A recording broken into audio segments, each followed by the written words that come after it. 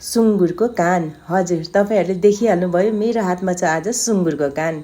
Hello guys, नमस्ते। म चाहिँ जुनु लिम्बू। आज चाहिँ मैले लिएर आएको छु सुँगुरको कान। गाइस, मलाई बरु सुँगुरको मासु नभए हुन्छ, तर मलाई सुँगुरको कान अनिवार्य रूपमा चाहिन्छ, किनभने यो मेरो फेभरेट हो गाइजहरु। आज चाहिँ मलाई गाउँबाट मम्मीले पठाइदिनु भएको सुँगुरको कान।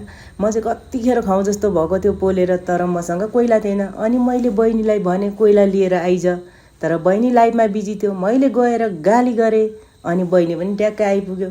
आइपुगेपछि बहिनीले चाहिँ बटङ टङ लाएर ह्यान्दाङ हुन्दुङ यात्ताक उत्तुङ गर्दै सेकुवा बनाउँदैछ बहिनीले चाहिँ, हैन। अनि जेसुकै होस्, म पनि बनाऊँ न त भनेर मैले पनि यसो एउटा जस्तो भिडियो खिचिहालेँ क्या मैले पनि। अनि ह्यान्दाङ हुन्दुङ गाइज, यो चाहिँ मेरो चाहिँ 7 वर्ष पछाडिको है सेकुवा। भन्दाखेरि 7 वर्ष चाहिँ भन्नु मिल्दैन, अब खान त उता विदेश बस्दा पनि खाएको, तर यसरी आगोमा बनाएको चाहिँ 7 वर्ष पछाडि गाइज। अनि हामीले चाहिँ यसरी नै खोर्सानीसँग खाएर सक्यो मासु।